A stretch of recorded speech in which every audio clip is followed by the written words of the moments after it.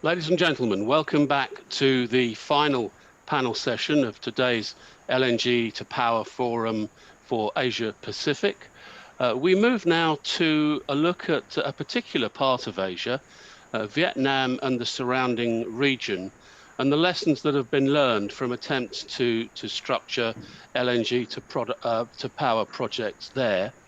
Our moderator for this session will be Mangesh Patankar, Director for Gas and LNG Consulting at Wood Mackenzie. Before I hand over to Mangesh, I'd like to bid you all goodbye today and to thank all the people that have taken part. That's the moderators, the panelists, the delegates, and a special thank you to those of you delegates who submitted questions via the chat box. I hope that next time we do one of these events, we can do it in person in the usual way, but at least we've been able to have an event using the online technology. So thank you very much from me and good night from me. And I'm now going to hand over to Mangesh. Mangesh, the floor is yours. Thanks, Alex. I'll start by saying that Vietnam has been referred to as the tiger economy in Asia for several years. But what has further increased the appeal on Vietnam has been two events. One is the trade war, which has ensured that companies who are moving a certain part of their manufacturing bases out of China are increasingly looking at Vietnam. And second also has been the excellent management of COVID-19 in the country, with most of the domestic business back to normal by now. Given all this growth that we are anticipating, obviously power generation will become critical. And with the decarbonization goals that several industry stakeholders have set for themselves, as we have been hearing during the day, obviously gas/LNG to power projects become a critical path for meeting the incremental power needs of the country. So let me thank petroleum economists for having this topical subject today and giving Wood Mackenzie an opportunity to discuss this with a knowledgeable set of panelists that we have here. So I'll just do a quick introduction of the panelists. I don't think any of them really needs one because most of them have been in this region for long and I know many of you already know them. So we have Nguyen, who is the MD for Delta Offshore Energy, which is doing a 3 gigawatt LNG to power project in Vietnam. We have Matt from Watson Farley, who's a lawyer and has been in this region and knows the dynamics pretty well. And finally, we have Dindo from Korea Development Bank, who again has been in this region for long. So I don't think it would be wrong to say that amongst the panelists here, we do have all the set of ingredients that actually are required to make a LNG to power project work, because we do have a developer, we have a lawyer, and we do have a banker who is going to put the money. When we all were talking about working for this session, what we agreed was there are really 3 points which become critical when we talk about LNG to power projects, not only in Vietnam, but in general. One is the investment climate in the country. So what are the policies, what's the government doing in order to ensure that the projects are going forward? Second is the actual PPA and its framework, because that's obviously an important document which is going to underpin financing that's going to be involved in the power project. Third is the PPA and the fuel agreement interface, and that especially becomes important again for Vietnam, given the country has never imported LNG, and what the stakeholders are used to currently is the domestic GSPA framework. So what we will try to do over the next 35 to 40 minutes is seek the opinion of the panelists on these 3 important parameters that I just listed below. So let's start with the first one, which I referred to was the investment climate. So I think it would be good to hear from the panelists what the government has currently been doing in terms of incentivizing investors to come into Vietnam. And I'll say this question is not only applicable maybe only to LNG to power projects, but also to other sectors in general. So what are some of those measures that you are seeing that the government has rightly put in place? Do you think there's something more that the governments could do? And when I ask that second question, I would request all the panelists that if you can draw some precedents from regional or international benchmarks, that would be great again. So I'll leave the floor open to all the panelists. Whoever wants to go first, please. Oh, well, thank you, Mangesh, and good afternoon, everyone. I, I'll just say a few words if that's okay. And I think I'm lucky enough to live in Vietnam, so I'm obviously incredibly biased towards the country. But I think in addition to the demand point that you raised, one of the reasons why Vietnam is such a hot market for LNG to power is the success the Vietnamese government has had in creating structures for developing coal-fired BOT power plants. Now, obviously, there's a lot of differences between LNG and coal, which I'm sure we'll get to in a bit more detail in this session. But I think what we found when working in Vietnam is that it's always good to start off with a structure the Vietnamese government is used to, rather than kind of starting from scratch and trying to work out the perfect legal and economic structure. And I think it's fair to say I've had quite a few sleepless nights as a result of trying to create perfect structures in Vietnam. So kind of the view that I would have is that the best thing to do in creating a bankable structure in Vietnam is to kind of use the bankable structure we have for BOT and coal and use that as a starting point. And then just another point I would raise is that you mentioned the new developments in Vietnam. And one of the key developments is going to be the new PPP law, which is coming into force at the start of next year. And I think one of the key areas in that PPP law is that all the project documents have to be governed by Vietnamese law rather than English law. And this is causing us quite a bit of concern because obviously the governing law of your project documents cuts across so many of the risk factors in the project. I mean, just as an example, your concession agreement will contain a force majeure provision, and lenders and sponsors are all comfortable that under English law, we kind of know what force majeure means, and we've all looked at force majeure quite a lot this year. But with Vietnamese law, it's not that Vietnamese law doesn't have a good force majeure provisions in it. It's just we're not comfortable with it. We just don't have the familiarity with it. And so I think that's going to prove to be one of the biggest challenges over the coming year to developing projects now. And I'll hand that over to the other panelists for their views. Yeah, maybe I'll just talk more about the banking side. Vietnam is one of the key countries that Korea Development Bank hopes to do more business. We acted as a mandated lead arranger, probably the largest project finance transaction in Vietnam, and that was the $9 billion Nguyen refinery, which was financed by a number of export credit agencies and international commercial banks. And since then, a number of huge thermal power projects have reached financial closing using project financing. Now, if you look at the renewable energy sector, they definitely have attracted a lot of both domestic and foreign investors. Although a lot of these renewable projects have been successfully financed, this sector continues to be a challenge for international project finance banks due to some issues in the PPA. I think similar to the renewable sector, there's been a number of foreign investors also looking to invest in the LNG-to-power sector. And the government has shown their clear intention to develop this sector through their Resolution 55, which was issued early this year, prioritizing the development of LNG-to-power. So KDB, like a lot of other banks, is keen to see if this sector where we could provide our financial support. But the thing is, the challenge, however, is in the details. Many fundamental questions about how the links in the LNG value chain will evolve in Vietnam have yet to be answered, and we are keen to know these answers. Thank you. Ian? Hi. Well, thanks for allowing me to kind of join this esteemed panel. I'm glad that the lawyers took the first stab and the bankers then followed. So as the riskier kind of part of the curve, getting to speak last is helpful.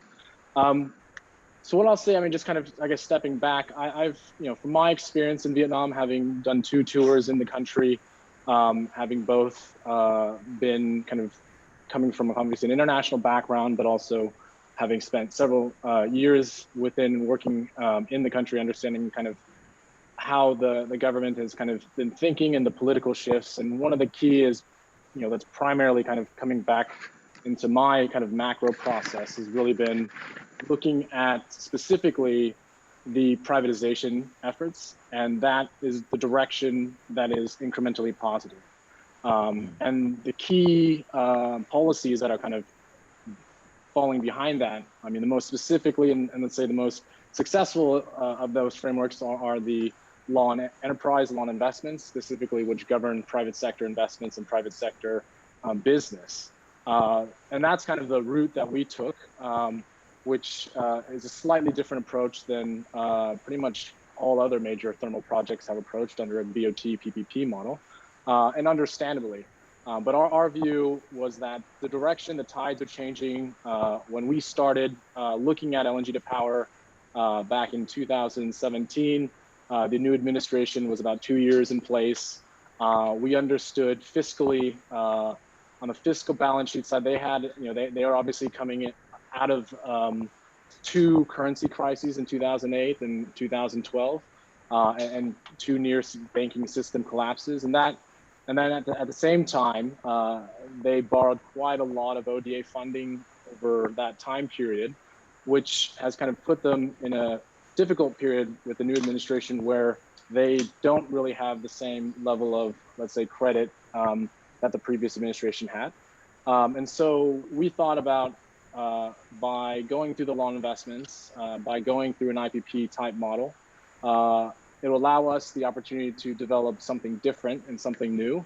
We could still, use key first principles regarding bankability to embed into, how we contract, but ultimately understanding kind of the structural shift and where the government was going, and kind of following that tide, to us makes sense, rather than trying to fix stuff that may not be as optimal, and trying to or change things that have been entrenched. And that's kind of been my general experience as a very different background than probably most people in this sector. My background is primarily financial markets, so we're always looking for the path of least resistance to place capital with a very short attention span. So for us, it's about speed. It's about being able to be innovative in how we approach it, and understanding kind of where the tides are moving and shifts are moving in terms of the overall macro policy framework.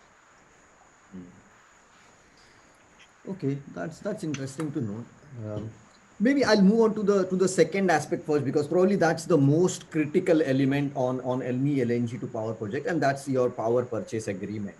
Now, obviously, I mean, IPPs on coal, etc., have been developed in Vietnam for years, and I'm sure there's a set framework in place there.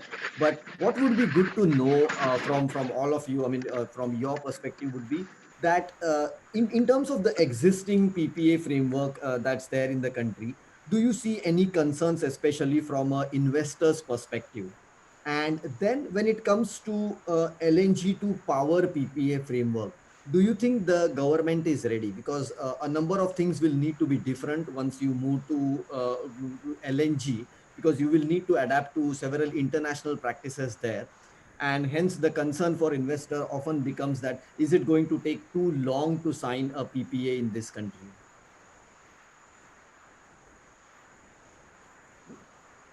Maybe Ian, you can go first, given I think you probably would be, I think, doing that on a daily basis these days. Yeah, absolutely. I mean, the way we looked at the BOT framework, I think the results speak for themselves. Typically, I mean, the last contract took 13 years for Sumitomo to close their Ben Pham 1. That obviously wasn't really kind of a path we wanted to go down, given that kind of the capital providers we work with and are used to aren't necessarily as negative in their interest rate curves. So how we looked at it was, how can we do something faster, and how can we simplify it? Obviously, the interface risks end up getting flipped from one side to the other.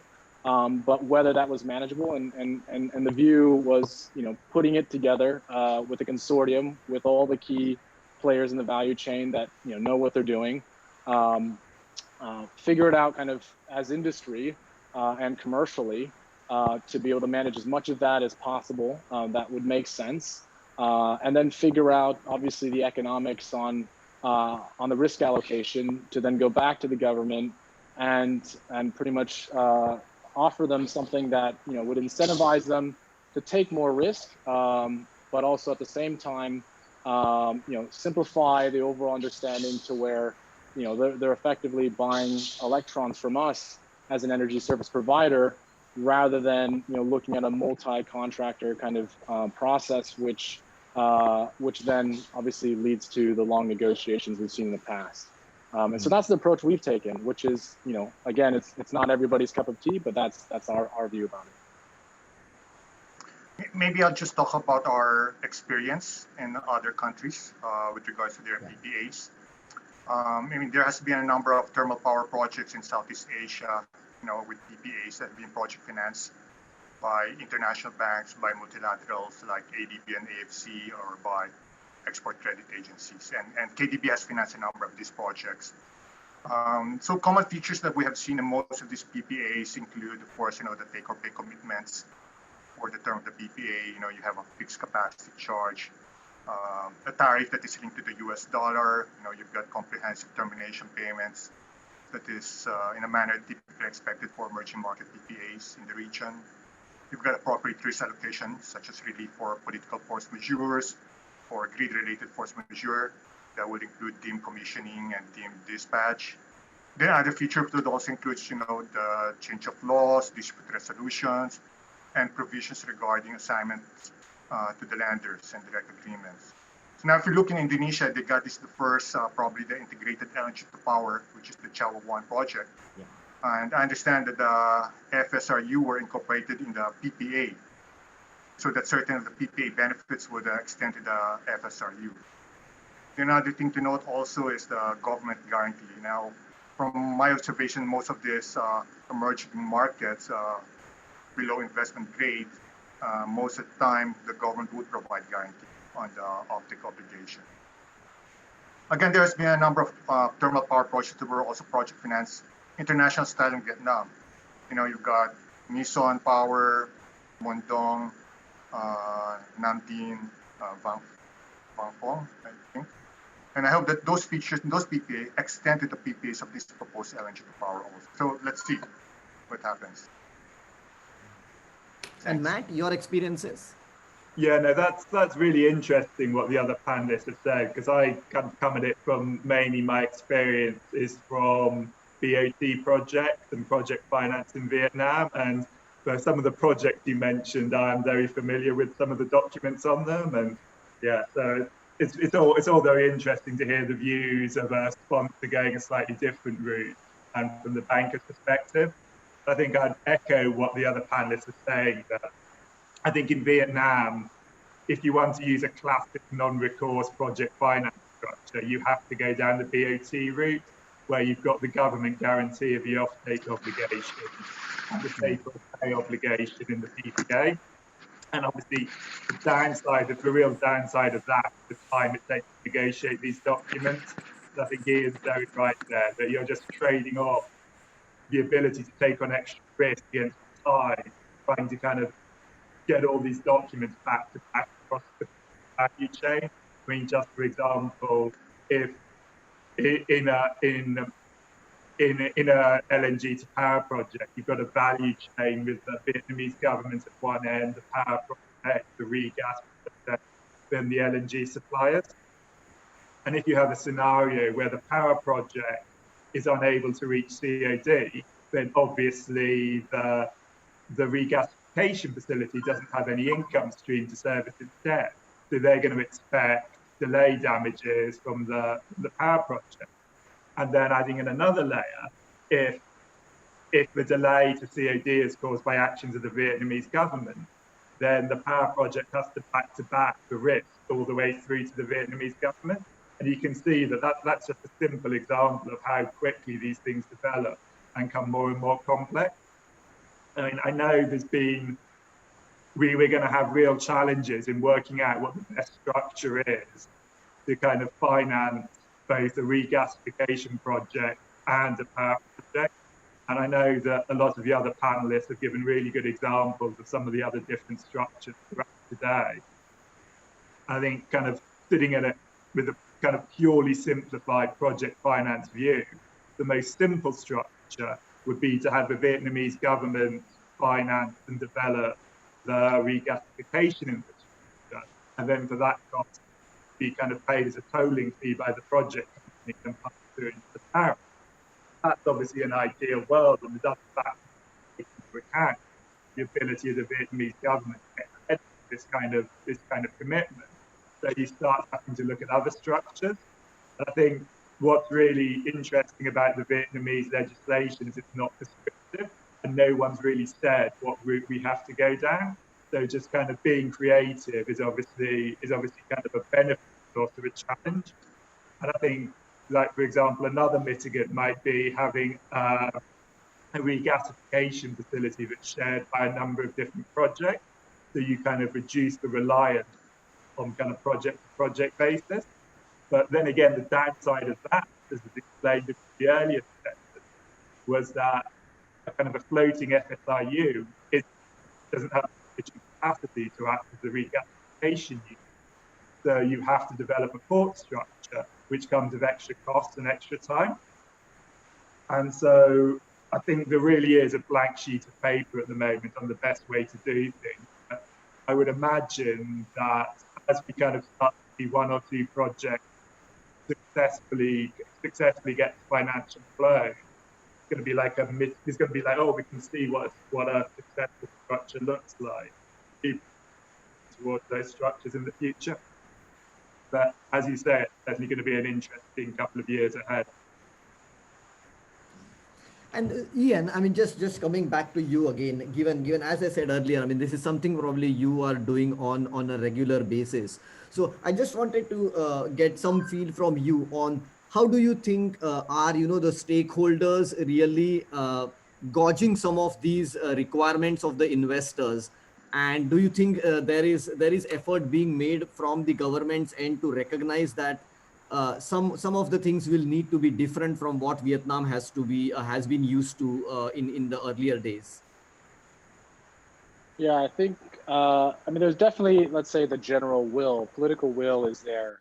They know they need to raise capital from outside, outside the country. It's not like Thailand or Philippines, probably more like Indonesia, where you don't have a very strong domestic liquidity base to finance these long-term projects. And so they understand that part of the equation.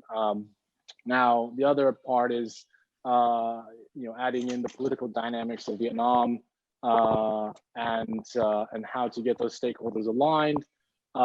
It becomes another part of the equation, which is, how do you manage the different accountability? Because one part of that chain, not really being able to hold the rest of the structure up, doesn't really help if State Bank isn't able to ensure liquidity for currency convertibility and things like that. I think the core bankability, principles and the key terms that would be required, whether it was an IPP or a BOT, they're all going to have to be in there, regardless for project finance. It's just a matter of how do you package it, how do you simplify it for decision makers, and how do you framework it in such a way that the decision makers can basically pull the trigger and feel confident and comfortable knowing that they're not going to be sticking their neck out, because as we all know, bureaucrats are never going to do that. So that's I mean, what we're trying to do is thinking about a lot of these other different angles and how we approach it. And of course, the other part is, coming from, let's say, free markets background, our view is, the less the government touches it, the better. And so how we look at it is trying to minimize their interface with the ultimate off-taker being, EVN. What that means is, yes, I have to manage the LNG risk, which we'll go into the next part of the equation on the fuel side. But that is commercially manageable, as long as, again, that's contracted in a way that makes sense, back to back, and having good advisors, such as Wood Mac, help us on things like that. But ultimately, I think that's really, key is you still have to have the key key kind of terms in there. The opportunity is more or less, do I want to be arguing on an existing framework that, the Vietnamese government knows very well and obviously knows how to negotiate very well? Or would I rather do something slightly different that still gets what everybody wants, but at the end of the day, is in a format that is much easier to swallow, and/or much less likely to get to have interference or any kind of, let's say, gatekeepers causing issues. And so that's just really kind of how we look at it. And so it's really about packaging. And I think that's just the key difference in how we believe we can make it work. And I think, with that, then the government, as long as they're going to get their ultimate objective, which they want is, clean, reliable, affordable electrons, and then they can understand how that works and how the formula fits, and then it's a much easier conversation for them. Then a lot of it depends on this, it depends on that. And then that's where the tit for tat negotiations take forever. And of course, each stakeholder has their own little fiefdom, which again is not easy to manage when when it's broken apart into those little pieces for them to be able to lever on. So our view is we'd rather try to keep as many levers in our circle as possible, and then try to wrap as much of it into something as simple for the Vietnamese government to swallow, but still at the same time embed everything that we want in it. Okay, no, that's good. Thanks, Ian. I mean, Dindo, I think I'll probably bring Ian's point on the SPA PPA interface management and come to you here, because you did share your experience around projects in the region, and you said you talked about Java 1, the first integrated LNG-to-power project in Indonesia.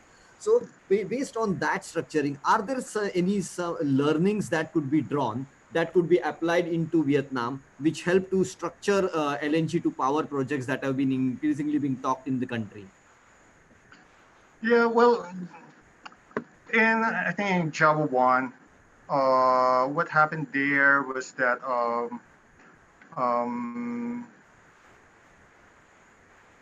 they use a tolling structure over there where no gas supply or price risk was taken by the project company.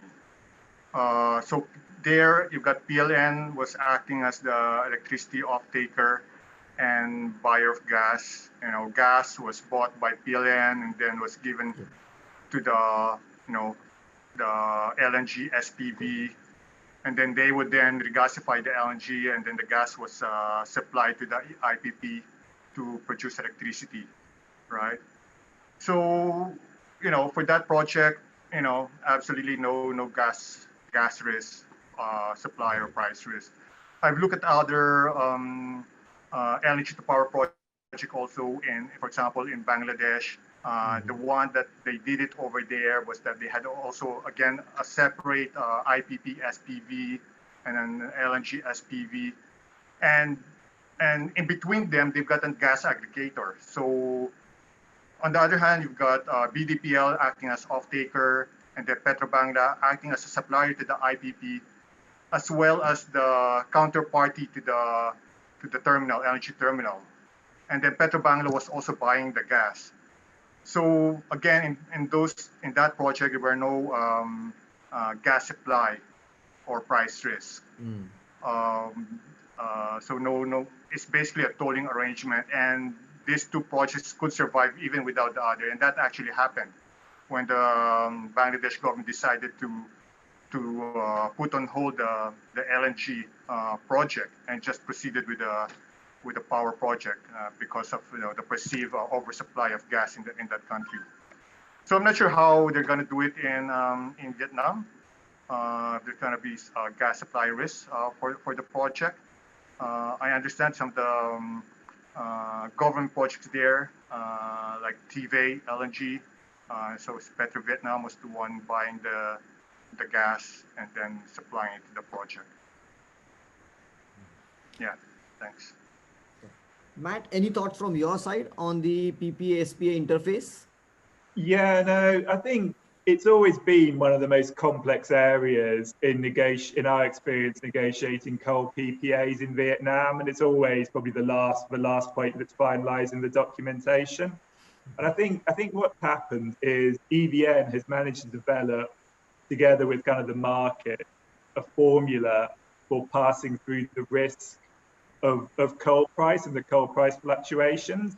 And again, as I've kind of said earlier, I kind of see the coal framework as a good starting off point. But with LNG, it just doesn't really work with kind of like with the pass through of the fuel costs to EVN. The analogy doesn't work so well.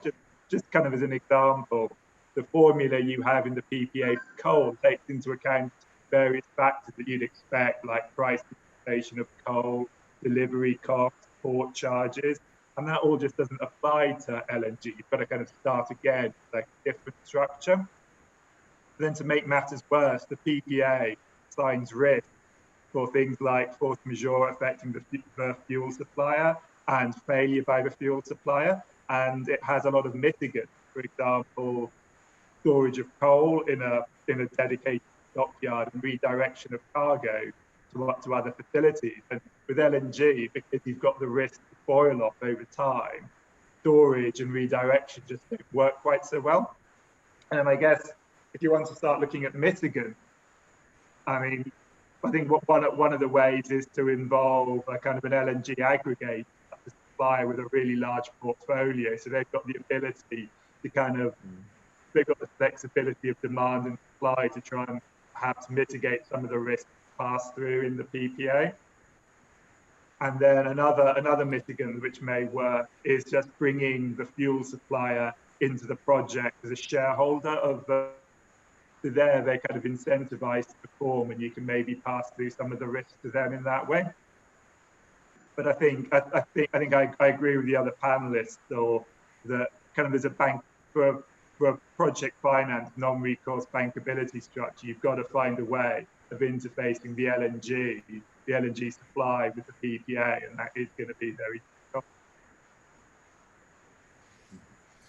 Okay, I'm quickly keeping a tab over time, and I think we have close to 5 to 6 minutes left here. So one thing which might be interesting to hear from you panelists again is on the timelines for some of these developments, because what we have noticed in Vietnam especially is that projects do take a longer time, and implementation is a challenge on some of the occasions.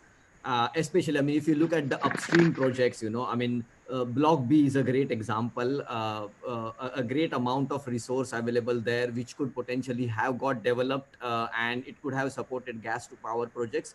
But unfortunately, it's been delayed for long, and we haven't yet seen any molecules coming from Block B. There are other discoveries as well, the Blue Whale discovery by Exxon, the new discoveries that ENI have made. And there are great concerns among stakeholders again on, okay, what are going to be the timelines for some of these developments? Because as I said earlier, implementation has been a challenge.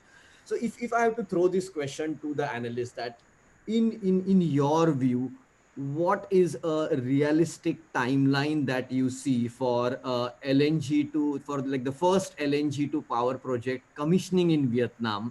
And maybe like some points around why do you think that timeline works? What would be the year you would pick?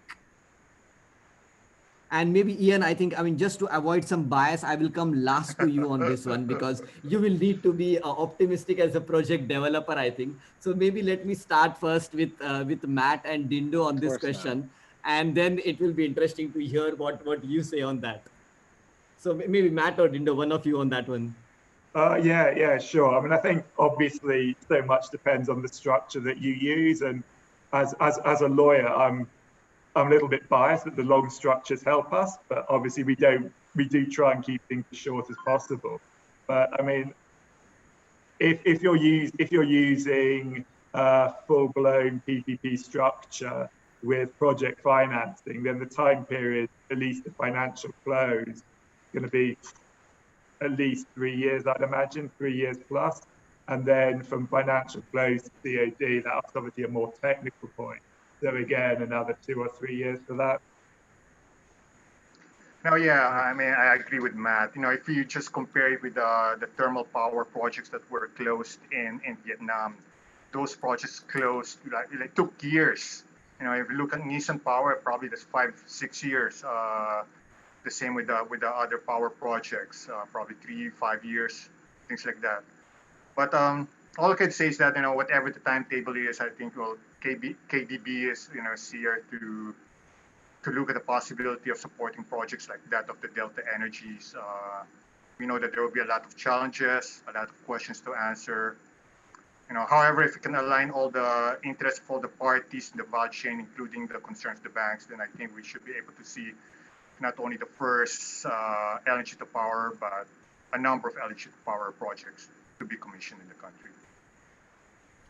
Okay, so I think if I hear the two panelists clearly, I mean, you almost talk about like around 3 years for financial close, around 3 years for construction. So around 2026, 2027 is potentially the first year when you think commissioning on a LNG to power project can be achieved. So maybe let me move towards Ian on this one then, because Ian, obviously you would have your own timelines for your power plant. So what are your thoughts on this? Absolutely. I mean, I would definitely agree. Kind of going traditional route, I would even say that maybe 3 years to financing is quite optimistic. Just given the issues with BOT, given again the issues with negotiating all these different contracts, fuel supply, etc. So on that basis, I would have to separate just slightly that we're different, and that's why we would have a slightly different view on things. So from our perspective. And the way that our structure is basically because we manage the entire value chain contracting, which basically we've kind of accelerated it and kind of simultaneously are conducting all the different work streams at the same time. We brought in our contractors earlier. We've started our LNG RFP process earlier. We're getting bids actually today.